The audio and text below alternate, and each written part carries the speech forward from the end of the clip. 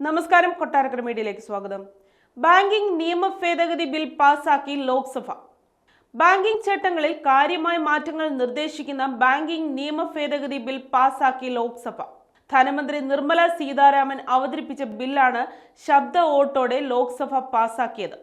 1934 reserve bank act, 1949 banking regulation act, state bank of India act എന്നിവയിൽ മാറ്റങ്ങൾ കൊണ്ടുവരാനാണ് bill ലോക്സഭയുടെ പരിഗണനയ്ക്ക് വയ്ക്കുന്നതെന്ന് ബിൽ അവതരിപ്പിച്ചുകൊണ്ട് ധനമന്ത്രി പറഞ്ഞു.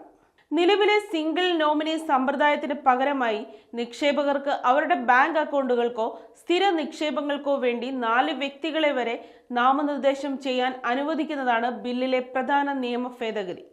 പ്രധാനമായി നിർദ്ദേശിച്ച മാറ്റങ്ങൾ: ഒരു ബാങ്ക് അക്കൗണ്ട് ഉടമയ്ക്ക് 4 നോമിനികളെ വരെ അനുവദിക്കാൻ ബിൽ നിർദ്ദേശിക്കുന്നു. അവകാശികളില്ലാത്ത ലാഭവിഹിതം, ഓഹരി, പലിശ, ബോണ്ട് വിഹിതം എന്നിവ ഇനി നിക്ഷേപ ബോധവൽക്കരണ സംരക്ഷണ നിധിയിലേക്ക് പോകും. ഈ നിധിയിൽ നിന്ന് അർഹരായ വ്യക്തികൾക്ക് റീഫണ്ടിംഗ് അപേക്ഷിക്കാം. ഡയറക്ടർഷിപ്പുകൾക്കുള്ള ഗണ്യമായ പലിശ പുനർനിർവചിക്കുന്നതുമായി ബന്ധപ്പെട്ടതാണ് മറ്റൊരു മാറ്റം.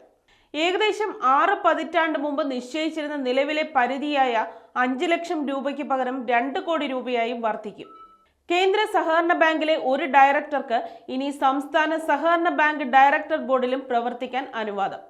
2011 ഭരണഘടനാ നിയമവുമായി യോജിപ്പിക്കുന്നതിനായി സഹകരണ ബാങ്കുകളിലെ ഡയറക്ടർമാരുടെ കാലാവധി 8 വർഷത്തിൽ നിന്ന് 10 വർഷമായി ഉയർത്തി.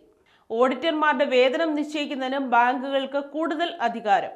2ാമത്തെയും 4ാമത്തെയും വെള്ളിയാഴ്ചകൾക്ക് പകരം എല്ലാ മാസവും 15ാം തീയതിയോ മാസത്തിലെ അവസാന ദിവസമോ ആണ് ബാങ്കുകളുടെ റിപ്പോർട്ടുകൾ സമർപ്പിക്കേണ്ട തീയതികൾ.